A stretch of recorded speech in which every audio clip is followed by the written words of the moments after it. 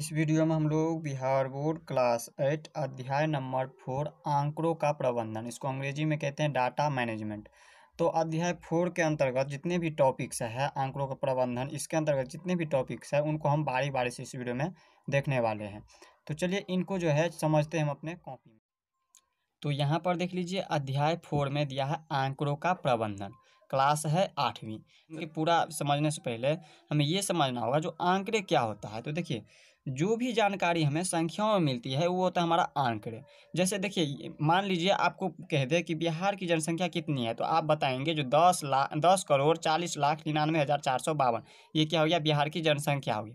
तो ये जो हमारा जनसंख्या, ये क्या चीज़ में दिया हुआ है, ये हमारा संख्याओं में दिया हुआ है। तो ये जो संख्या में दिया ये होता है हमारा क्या, आंकड़े होता है। इसी तरह से दूसरा एग्जाम्पल के माध्यम से समझते हैं। मान लीजिए आपको बोल दे इसमें क्या है, 100 केले हैं। तो 100, ये जो 100 है ये क्या चीज़ है, ये आंकड़ा हो गया, इसी को कहेंगे हम आंकड़ा। ये क्या चीज़ में दिया है, संख्या में दिया है। तो आप लोग समझ गए होंगे आंकड़ों के बारे में। अब है इसका प्रबंधन। तो आंकड़ों का प्रबंधन का मतलब क्या हुआ, तो देखिए प्रबंधन का मतलब हुआ हम उनको कैसे इस्तेमाल कर सकते हैं इस तरह से कि हमें उसमें से कुछ जानकारी मिल सके, वो होता है हमारा का प्रबंधन। तो पूरे समझ गए होंगे आंकड़ों का प्रबंधन को, तोड़ तोड़ के हमने बता दिया आपको। तो देखिए इसमें पहला टॉपिक है चित्रालेख। तो चित्रालेख इसको अंग्रेजी में क्या कहते हैं, पिक्टोग्राफ। तो देखिए इसमें क्या होगा कि आपको या तो चित्र दिया रहेगा और क्वेश्चन पूछा जाएगा, उसको आप बताना है, या फिर आपको आंकड़े में दिया रहेगा और उनको हम आंकड़े को क्या करेंगे, हम चित्रालेख में हम उसको निरूपित करेंगे। तो देखिए इसमें क्या है, पहले से चित्र दिया हुआ है। तो चलिए इनको हम समझते हैं। देखिए यहाँ पे दिया है चित्रालेख, इसको अंग्रेजी में क्या कहते हैं, पिक्टोग्राफ। तो यहाँ पे देखिए ये हमारा ग्लास का चित्र दिया है और बराबर लिखा हुआ एक संकेत 10 ग्लासों के उत्पादन को बताता है, यानी कि एक ग्लास जो है ये 10 ग्लासों के उत्पादन के बराबर है। तो यहाँ पे देखिए एक ग्लास अगर 10 ग्लास के उत्पादन के बराबर है, तो इसमें जनवरी के महीना में कितने ग्लास है टोटल, 4 ग्लास है। तो 4 ग्लास, एक ग्लास 10 के उत्पादन के बराबर है, तो 4 ग्लास 40 ग्लासों के उत्पादन के बराबर हो गया। इसी तरह से फरवरी में कितना है, 6 ग्लास है, 1 2 3 4 5 6 ग्लास है। तो 6 ग्लास, एक ग्लास कितने ग्लासों के उत्पादन के बराबर है, 10 ग्लास हो गए। तो 6 ग्लास का मतलब कितना हो गया, 10 छक्के 60 ग्लासों के उत्पादन के बराबर हो गया। इसी तरह से मार्च में है 2 ग्लास, तो 2 ग्लास का मतलब कितना हो गया, 20 ग्लासों के उत्पादन हो गया। इसी तरह से अप्रैल में है 4 ग्लास। तो इस तरह से हमने समझ गया। यहाँ पे इनसे आगे समझते हैं। अब यहाँ पर ध्यान दीजिए, देखिए इसमें दिया है जनवरी के महीना में 4 ग्लास। तो आपको इसमें अगर इस तरह से चित्र दिया रहे और आपको क्वेश्चन पूछा जाएगा, बहुत सारा उसमें क्वेश्चन बन सकता है। ये आपको कह दे कि किस महीने में ग्लासों का उत्पादन सबसे अधिक रहा, तो आप कैसे पता करेंगे किस महीने में सबसे ज़्यादा गिलासों का उत्पादन हुआ।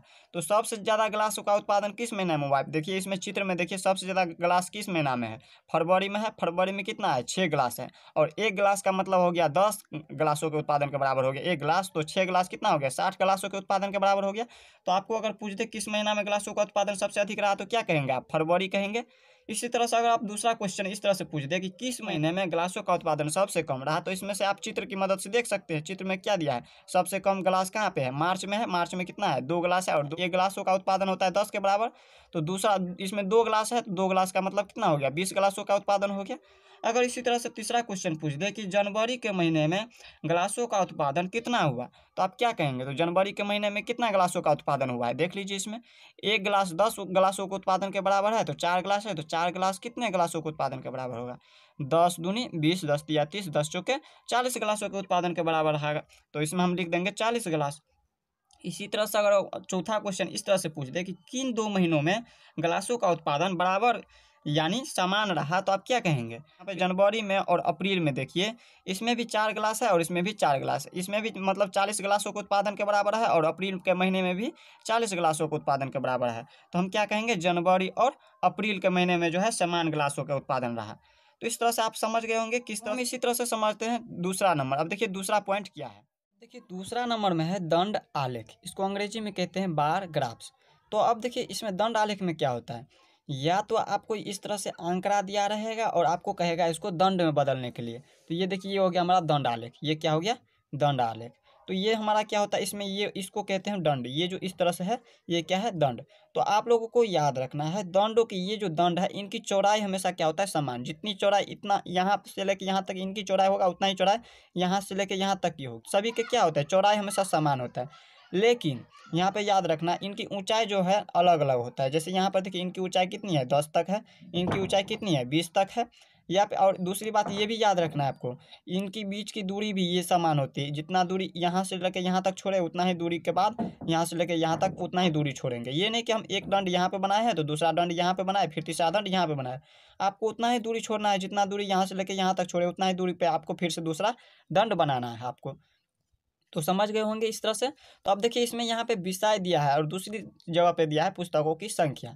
तो यहाँ पे देखिए मान लीजिए हम इसको एग्जाम्पल के माध्यम से समझते हैं। मान लीजिए आपके पुस्तकालय में यानी कि लाइब्रेरी में यहाँ पे बहुत सारा पुस्तक दिया होगा, तो उसमें जो है इंग्लिश हो गया, मैथ हो गया, हिंदी और साइंस और सोशल साइंस इसका हमने इसमें लिखा है उसमें से। तो यहाँ पे देखिए इंग्लिश की पुस्तकें हमने मान लिया है कि 10 पुस्तक है इंग्लिश की लाइब्रेरी में यानी कि पुस्तकालय में। आपके स्कूल में पुस्तकालय होता होगा, तो उसमें मान लीजिए हम मान लिया कि इंग्लिश का जो है 10 पुस्तक है। इसी तरह से मैथ का जो है 20 पुस्तक है, हिंदी का 35 पुस्तक है, साइंस का टोटल जो है 40 पुस्तक है लाइब्रेरी में, और सोशल साइंस का पुस्तक जो है 50 है। तो इस तरह से ये हमारा आंकड़ा दिया रहेगा और इसको कहेगा क्या चीज़ में बदलने के लिए, दंड आलेख में। तो ये दंड आलेख में इसको हम किस तरह से बदलते हैं, तो ये हो गया हमारा दंड आलेख। तो इसमें हम क्या करेंगे, इस तरह से रेखाखंड ले लेंगे दोनों साइड से और ये हम बना लेंगे एक दंड। इनकी चौड़ाई हमेशा क्या होता है, समान होता है। जितना चौड़ाई इनके लिए यहाँ से लेकर यहाँ तक होगा उतना ही चौड़ाई यहाँ से लेकर यहाँ तक की भी इस दंड में भी देंगे। ये नहीं कि ये इसकी चौड़ाई इतना तक है और इसकी चौड़ाई यहाँ से लेकर हम यहाँ से इस तरह से बना देंगे, ये नहीं। अब देखिए इसमें हम क्या करेंगे, तो फिर इसमें लिखा है इंग्लिश में कितना पुस्तक है, यहाँ पे देखिए इंग्लिश में जो है यहाँ पे दिया है 10 पुस्तक है। पुस्तक की संख्या कितनी है, 10। तो हमने यहाँ पे देखिए यहाँ से लिखा है 0 से लेके 10 तक, 10 से 20 लिया है, फिर 20 यानी कि 10-10 का अंतर लेते चला गया है। अब आप कहिएगा यहाँ से 0 से हमें तो 50 तक लिखना चाहिए।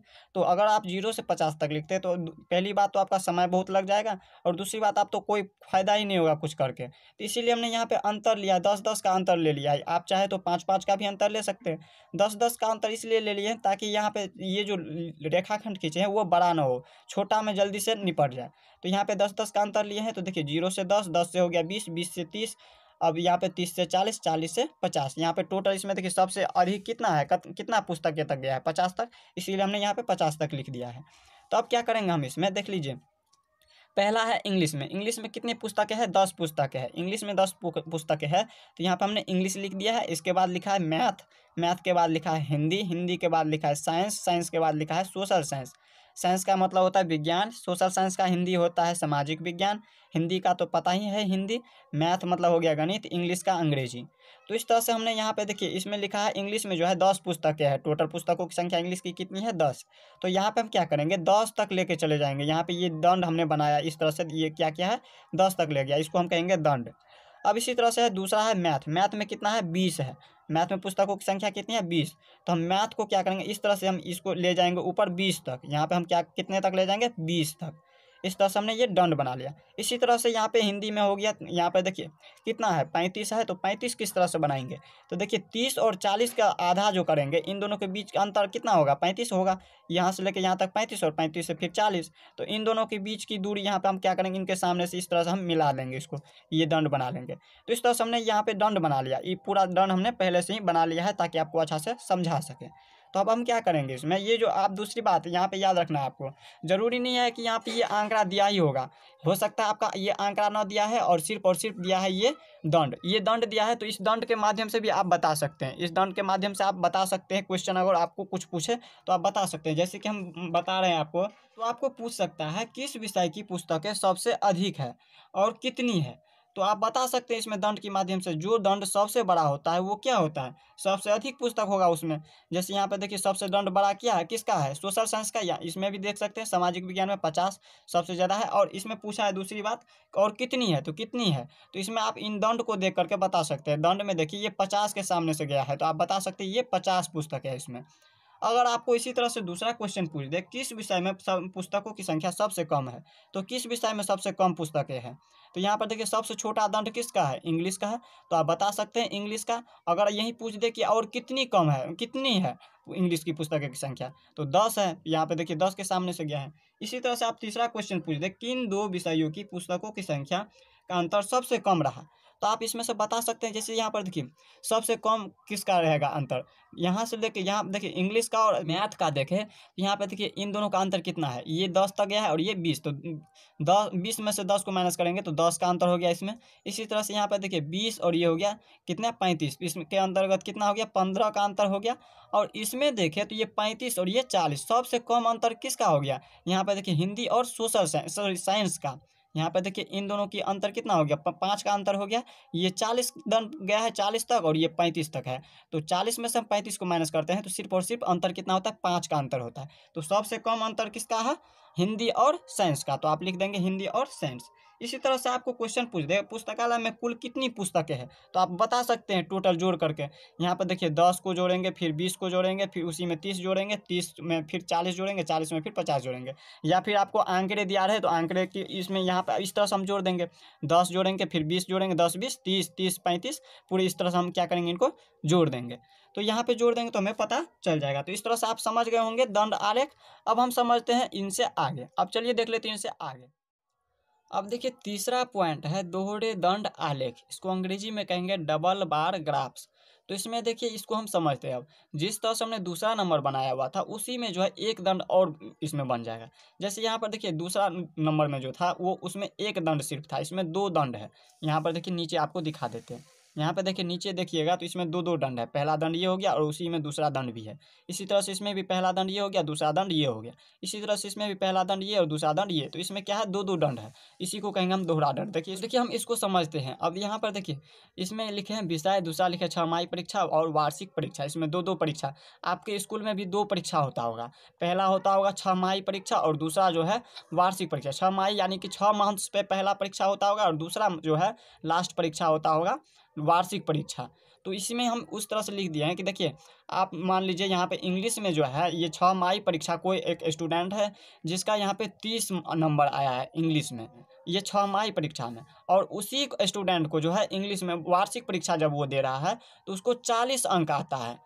कितना में, मान लीजिए हम 50 अंक का है, टोटल कितना अंक का है 50 अंक, यानी कि 50 मार्क का है, और जिसमें से इंग्लिश में उनको आया 40 सॉरी 30, और फिर छमाही में जब दिया तो और वार्षिक का परीक्षा दिया तो उनको 40 आया।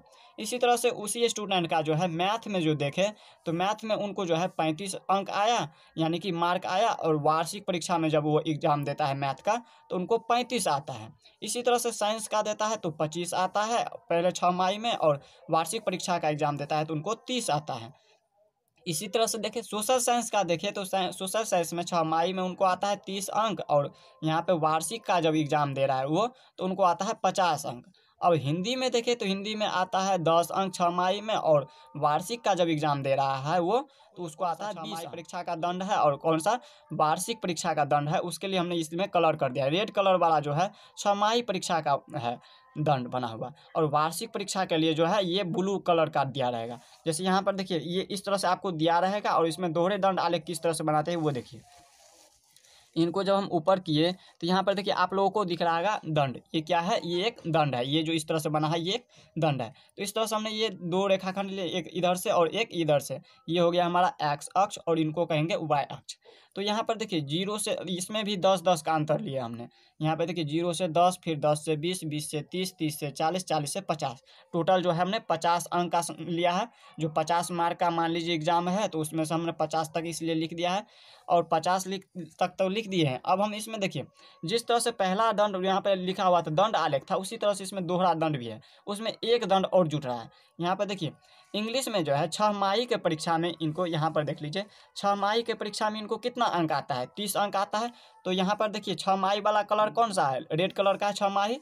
तो यहाँ पर देखिए इसमें रेड कलर का कौन सा है, पहला दंड है ये। तो इसमें हम क्या करेंगे, इनको 30 तक ले जाएंगे। इस तरह से हम क्या करेंगे, इसको 30 तक इस दंड को ले जाएंगे, और इस तरह से हम इसको ले आएंगे। इंग्लिश का है, सब्जेक्ट कौन सा है, इंग्लिश में आया 30 तो इंग्लिश लिख देंगे। और इसके बाद देखिए इसको यहाँ पे वार्षिक का जब ये परीक्षा देता है, यहाँ पर देख लीजिए जब ये वार्षिक का परीक्षा देता है तो इनको 40 अंक आता है इंग्लिश में। तो अब क्या करेंगे, हम इसी में से यहाँ पे क्या करेंगे, दूसरा दंड भी लेंगे। यहाँ से देखिए इसी से हम आगे करेंगे, इसको हम इस तरह से यहाँ पे 40 तक ले जाएंगे इन दंड को, और यहाँ पे फिर इस तरह से हम क्या करेंगे, नीचे इस तरह से लकीर ले लेंगे, ये हो गया हमारा दंड।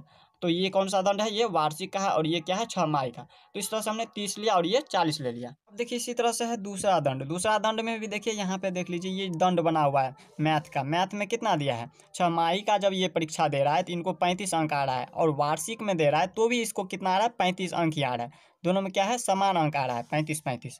तो हम क्या किए हैं, इसमें भी देखिए यहाँ पे दंड बना लिए और यहाँ पे 35 दंड, 35 तक, 30 और 40 के बीच आ रहा है 35।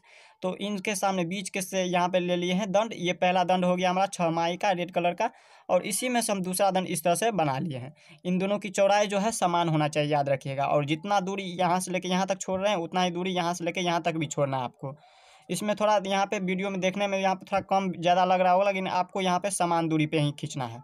अब देखिए इसी तरह से तीसरा नंबर यहाँ पे देखिए साइंस में जो है छमाही का जब ये परीक्षा दे रहा है तो इसको कितना अंक आ रहा है, 25 अंक। और ये वार्षिक का जब एग्जाम दे रहा है, परीक्षा दे रहा है, तो इसको कितना अंक आ रहा है, 30 अंक।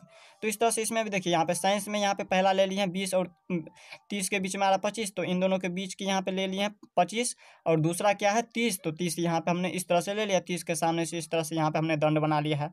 तो इस तरह से हमने यहाँ पे दंड बनाया है सभी का, सोशल साइंस का भी, हिंदी का भी। इस तरह से जैसे जैसे दिया है वैसे वैसे हमने दंड बना लिया। इसमें देख लीजिए, आप लोग भी बना सकते हैं। दंड कैसे बनाते हैं वो हमने आपको दिखा दिया अभी। तो अब हम इसमें क्या करेंगे, देखिए इस तरह से या तो आपको यहाँ पे आंकड़े दिया रहेगा, ये क्या है हमारा आंकड़ा दिया हुआ है, इस तरह से ये आपका आंकड़ा दिया रहेगा और आपको कह देगा दंड बनाने के लिए, तो आपको दंड क्या करना है, बना देना है इस तरह से। और या तो फिर आपको ये आंकड़ा जो है इसमें नहीं दिया रहेगा, सिर्फ और सिर्फ ये दंड बना रहेगा इस तरह से। ये दंड दिया रहेगा और आपको क्वेश्चन पूछ देगा कुछ, जैसे हम बता रहे हैं आपको, पूछ देगा कि छमाही परीक्षा में सबसे अधिक किस विषयों में अंक प्राप्त हुआ। तो आप बता सकते हैं छमाही परीक्षा का कौन सा है, रेड कलर का जितना भी है वो सबसे वो किसका है, छमाही परीक्षा का है। तो इसमें पूछेगा सबसे अधिक, तो सबसे अधिक सबसे बड़ा ग्राफ किसका है छमाही परीक्षा में। तो सबसे बड़ा ग्राफ देखें तो ये ग्राफ है छमाही परीक्षा में। तो सबसे बड़ा क्या है, मैथ का है, ये वाला है। तो इसमें कितना है टोटल, 35 है, 30 और 40 के बीच में आया है 35। तो इसको हम कहेंगे यहाँ पे गणित यानी कि मैथ में। अब इसी तरह से दूसरा क्वेश्चन पूछ देगा, किस विषय में छमाही की अपेक्षा वार्षिक परीक्षा में सबसे अधिक रहा और कितना अधिक रहा। तो आप अब क्या कहिएगा, तो कहेगा किस विषय में छमाही से, छमाही का ये हो गया कलर, रेड कलर का छमाही का हो गया और ब्लू कलर का हो गया वार्षिक परीक्षा का।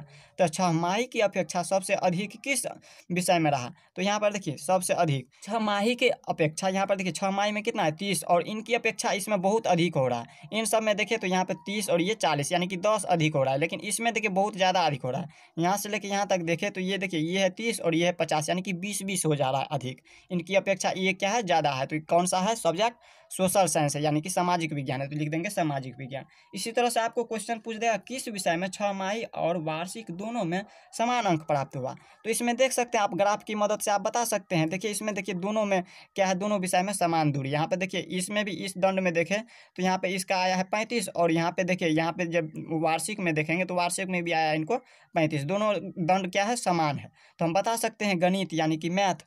तो इस तरह से यहाँ पे हमने देख लिया दोहरे दंड आलेख। अब हम समझते हैं इनसे आगे। अब देखिए चौथा नंबर दिया है आंकड़ों का संगठन, इसको अंग्रेजी में कहेंगे ऑर्गेनाइजिंग डाटा। तो देखिए इसको अब समझते हैं। आंकड़ों का संगठन में देखिए बहुत सारा ये आंकड़ा दिया हुआ है, ये बहुत सारा आंकड़ा दिया हुआ है, तो इनका संगठन करना है आपको। तो देखिए इसको हम किस तरह से करेंगे, तो सबसे पहले ये जो आंकड़ा दिया है इनको क्या करेंगे, हम आरोही या फिर अवरोही में सजा लेंगे क्रम में। आरोही क्रम मतलब होता है बढ़ते हुए क्रम में। तो बढ़ते हुए क्रम में हम किस तरह से सजाते हैं, तो पहले छोटे वाले को लिखते हैं और फिर उनसे हम बड़े वाले को लिखते हैं। सबसे छोटे वाले से बड़ा ये है, और फिर इनसे बड़ा कौन सा है तो ये है, और कितनी बार है वो भी लिखेंगे, जैसे हम यहाँ पे सजा दिए हैं आरोही क्रम में सजाने पर। तो देखिए पहले सबसे छोटे वाले को लिखे हैं, आरोही क्रम में जब सजाए हैं, तो अवरोही में सजाएंगे तो सबसे बड़े वाले को पहले लिखेंगे, याद रखिएगा। आरोही मतलब होता है बढ़ते और अवरोही मतलब होता है घटते हुए क्रम। तो यहाँ पर देखिए आरोही क्रम में सजाने पर तो सबसे छोटे वाले को पहले लिख दिए, फिर उनसे बड़े वाले को, इनसे बड़ा क्या है 8 है, कितनी बार है वो लिख देंगे, 2 बार है तो 2 बार लिख दिए। इसके बाद उनसे बड़ा क्या है, 8 से बड़ा है 10, तो 10 कितनी बार है 3 बार है, तो 3 बार लिख दिए। इसमें से ढूंढिए 3 बार है 10। तो इस तरह से हमने क्या किया, इनको आरोही क्रम में सजा लिया है, यानी कि बढ़ते हुए क्रम में सजा लिया है। और इनको सजाने के बाद हम क्या करेंगे, इसको हम सारणी यानी कि सारणी में हम इसको लिखेंगे। इस तरह से हम सारणी बनाएंगे एक, ये हमने सारणी बना लिया और इसमें हम लिखेंगे। पहला लिखेंगे हम प्राप्तांक, और इसके बाद लिखेंगे मिलान चिन्ह, इसके बाद लिखेंगे बारंबारता। बारंबारता का मतलब हुआ कुल बार। तो यहाँ पर देखिए इसको हम समझते हैं।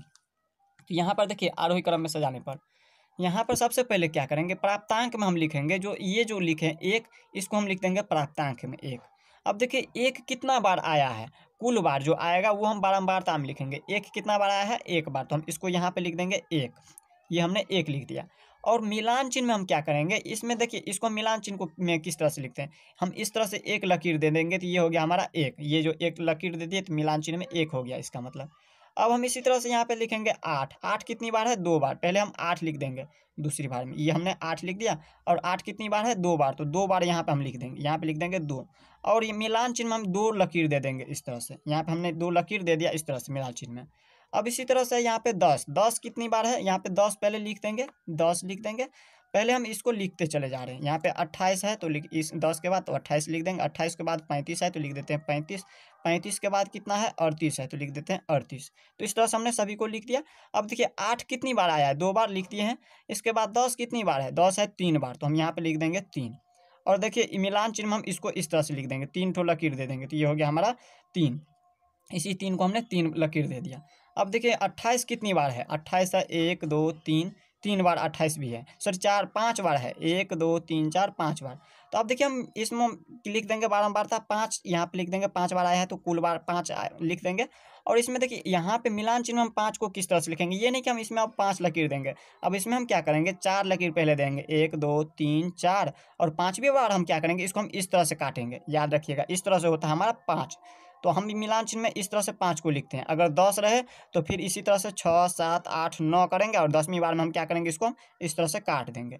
तो यहाँ पर देखिए लिख दिया हमने 28 को पाँच बार। अब देखिए 28 के बाद है 35, 35 कितना बार आया है, एक दो तीन चार पाँच छः बार, तो हम यहाँ पर लिखेंगे छः, इसमें लिख देंगे छः। और इसमें देखिए छः बार हम किस तरह से लिखते हैं, इसमें एक दो तीन चार, और पाँचवीं बार में क्या करेंगे, हम इसको हम इस तरह से काट देंगे, तो ये एक दो तीन चार और ये एक लगा के पाँच हो गया, और एक और दे देंगे तो ये हो गया छः। तो इस तरह से इसमें छः लिख दिए मिलान चिन्ह में।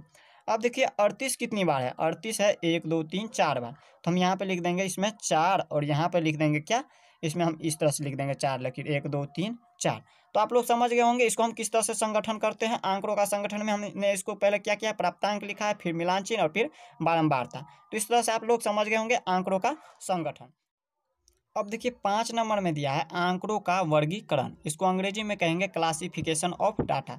तो इसमें देखिए आंकड़ों का संगठन में और आंकड़ों का वर्गीकरण में अंतर है, ये नहीं याद रखिएगा। इसमें आंकड़ों का वर्गीकरण में हम क्या करते हैं, पहले एक सारणी बनाएंगे और उसमें लिखेंगे वर्ग अंतराल, फिर लिखेंगे मिलान चिन्ह और फिर लिखेंगे बारंबारता। बारंबारता और मिलान चिन्ह के बारे में भी हमने बता दिया है आंकड़ों का संगठन में, जो मिलान चिन्ह में किस तरह से लिखते हैं और बारंबारता में क्या लिखते हैं, कुल बार वाला लिखते हैं बारंबारता में, और मिलान चिन्ह को इसी को हम 7 बार इस तरह से लिख देते हैं। तो यहाँ पर देखिए मान लीजिए हम इसको समझते हैं, जो बहुत सारा स्टूडेंट क्या कर रहा है, एग्जाम दे रहा है, उसमें से किसी का अंक आ रहा है 20, किसी का 18, तो कितने स्टूडेंट के यहाँ पर हम देखिए वर्ग अंतराल में क्या किए हैं, 0 से 5 तक लिख दिए हैं, 0 से 5 5 के लिख दिए हैं। इनके बीच जितना 0 से 5 के बीच में जितना होगा उसको हम लिख देंगे यहाँ पे। तो देखिए इसी तरह से यहाँ पे 5 5 की अंतर लिए हैं, 5 से फिर 10 लिए, आप चाहे तो यहाँ से लिख सकते हैं 0 से 4 का लिख सकते हैं, फिर 4 से 8, यानी कि अंतर लेना उतना है का, ये नहीं कि हम यहाँ से 0 से 5 लिख दें फिर यहाँ पे 10 से 20 लिख देंगे, ऐसे नहीं।